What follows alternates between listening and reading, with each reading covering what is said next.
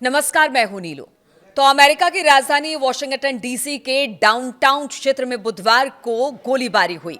इस घटना में अमेरिकी नेशनल गार्ड के कम से कम 2 सदस्य घायल बताए जा रहे हैं। पुलिस ने पुष्टि की है कि गोलीबारी व्हाइट हाउस के पास हुई और शहर के मेट्रोपॉलिटन पुलिस ने लोगों से क्षेत्र से दूर रहने की अपील की है। नेशनल गार्ड के जवान कई राज्यों से महीनों से वॉशिंगटन डीसी में अब भी तैनात हैं।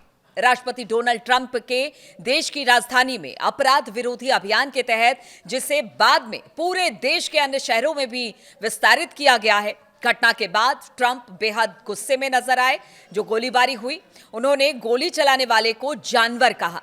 अमेरिकी राष्ट्रपति डोनाल्ड ट्रंप ने ट्रुथ सोशल पर लिखा, जिस जानवर ने 2 नेशनल गार्ड्स के लोगों को गोली मारी है, जिनमें से दोनों गंभीर रूप से घायल हैं और अब 2 अलग अलग अस्पतालों में वो इस वक्त हैं, वो भी गंभीर रूप से घायल हैं, लेकिन फिर भी उसे बहुत बड़ी सजा मिलेगी। उन्होंने आगे लिखा, भगवान हमारे महान नेशनल गार्ड्स और हमारी पूरी सेना और कानून प्रवर्तन बलों को आशीर्वाद दे।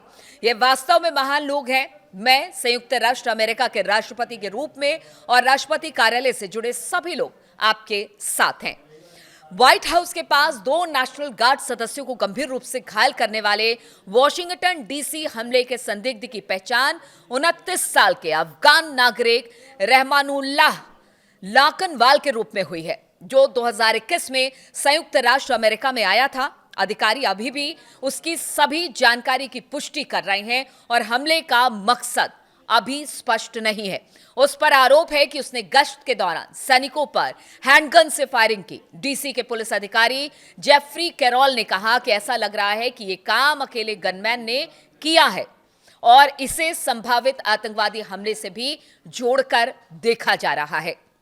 ये गोलीबारी बुधवार दोपहर उस समय हुई जब नेशनल गार्ड सदस्य 17वीं स्ट्रीट और आई स्ट्रीट NW के पास हाई विजिबिलिटी पेट्रोल पर थे। पुलिस ने बताया कि बंदूकधारी एक मोड़ से निकला, हैंडगन उठाई और फिर दोनों सैनिकों पर सीधा सीधा फायर कर दिया। पास के अन्य गार्ड सदस्यों ने तुरंत जवाबी कार्रवाई की। मेयर म्यूरियल बाउंजर और FBI निदेशक काश पटेल ने बताया कि दोनों सैनिकों की हालत इस वक्त गंभीर है। घटनास्थल पर मौजूद लोग एक घायल सैनिक को CPR दे रहे थे। वहीं सोशल मीडिया पर साझा की गई तस्वीरों में संदिग्ध को घायल होने के बाद हथकड़ियों से ले जाते हुए और स्ट्रेचर पर रखते हुए देखा गया।